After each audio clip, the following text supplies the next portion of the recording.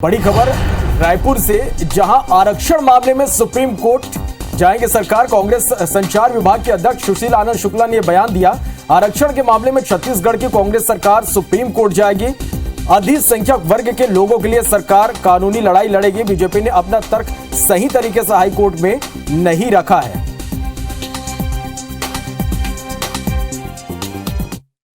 रमन सरकार ने यदि आरक्षण को बढ़ाया था तो सुप्रीम कोर्ट के नियम के अनुसार यह उनका दायित्व बनता था कि आरक्षण के बढ़ाने के तर्कसंगत कारणों को हाईकोर्ट के सामने रखते। लेकिन रमन सरकार ने जो तर्कसंगत और विशेष कारण थे छत्तीसगढ़ में आरक्षण बढ़ाने के, उनको हाईकोर्ट के समक्ष नहीं रखा और दुर्भाग्यजनक स्थिति ये बनी कि 58% आरक्षण समाप्त हुआ। इसके लिए दोषी रमन सरकार है। निश्चित तौर पर सरकार प्रदेश के अल्पसंख्यक वर्ग के हितों की रक्षा के लिए इस मामले को लेकर सुप्रीम कोर्ट में जाएगी। कानूनी लड़ाई पूरी लड़ी जाएगी। आरक्षण को लेकर कोर्ट के फैसले पर कांग्रेस के प्रदेश प्रभारी पीएल पुनिया ने कहा है कि कोर्ट ने जो फैसला दिया है उसका पालन होना चाहिए। वहीं कांग्रेस संचार विभाग के अध्यक्ष सुशील आनंद शुक्ला का भी बयान सामने आया है। छत्तीसगढ़ सरकार मामले को अब सुप्रीम कोर्ट लेकर जाएगी। इस वक्त हमारे साथ बीजेपी नेता संजय श्रीवास्तव जी भी राजनीतिक चर्चा के लिए जुड़ चुके हैं, लेकिन उससे पहले ये आपको सुनवाते हैं पीएल पुनिया ने इस पूरे मामले पर क्या कुछ कहा है। न्यायालय का आदेश है, न्यायालय का आदेश पालन होना चाहिए, यही नहीं बताना। देखिए, जब भारतीय जनता पार्टी की सरकार रही है तो आरक्षण को कम कर दिया था। रमन सरकार ने यदि आरक्षण को बढ़ाया था तो सुप्रीम कोर्ट के नियम के अनुसार यह उनका दायित्व बनता था कि आरक्षण के बढ़ाने के तर्कसंगत कारणों को हाईकोर्ट के सामने रखते। लेकिन रमन सरकार ने जो तर्कसंगत और विशेष कारण थे छत्तीसगढ़ में आरक्षण बढ़ाने के, और दुर्भाग्यजनक स्थिति ये बनी कि 58% आरक्षण समाप्त हुआ। इसके लिए दोषी रमन सरकार है। आरक्षण पे भारतीय जनता पार्टी की स्पष्ट सोच और मान्यता रही है और 32/12/14 हमने फैसला भी लिया और इस पे जब तक हमारी सरकार रही हम पूरी मजबूती से कायम भी रहे। आज कोर्ट का फैसला है, इसका मतलब है कि वर्तमान सरकार ने इस पूरे मामले को उतनी गंभीरता से नहीं लिया। बड़े वकीलों को लाकर इस गंभीर मुद्दे को पूरी ताकत के साथ लगाना था, मगर सरकार की गंभीरता दिख रही है कि आज फैसला उनके विरोध में आ गया।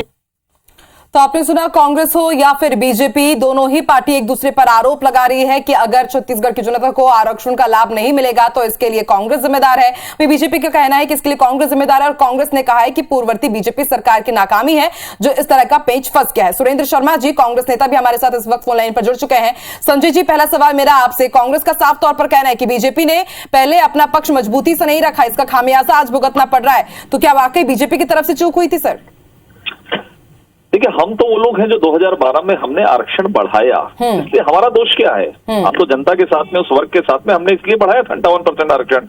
और 2012 में हुआ, 2012 से 2018 हमारी सरकार थी, हमने मुस्तैदी के साथ में इस अपने विषयों को, अपने पक्ष को सुप्रीम कोर्ट में रखा, कोर्ट के अंदर में हमने रखा है।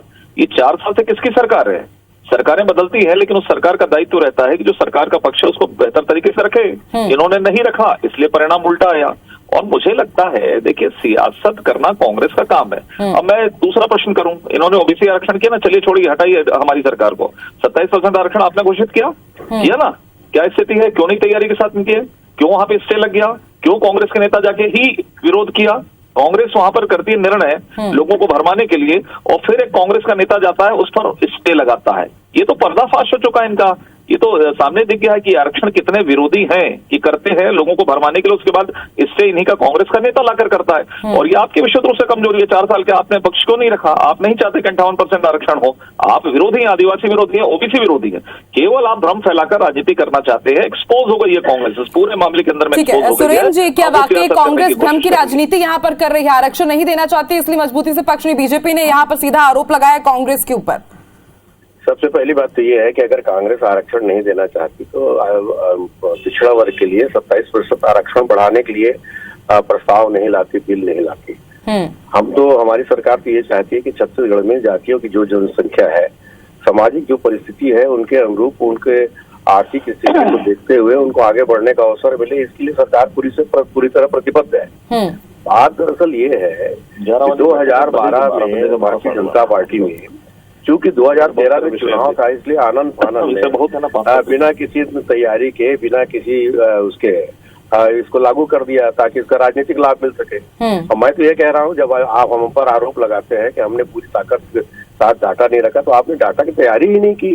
और दूसरी बात, जब आप बोलते हैं कि अच्छे वकील, तो आपने अच्छे वकील लगा के 12 से लेकर 18 के बीच फैसला क्यों नहीं करवा दिया? क्यों 58% के पक्ष में फैसला नहीं किया?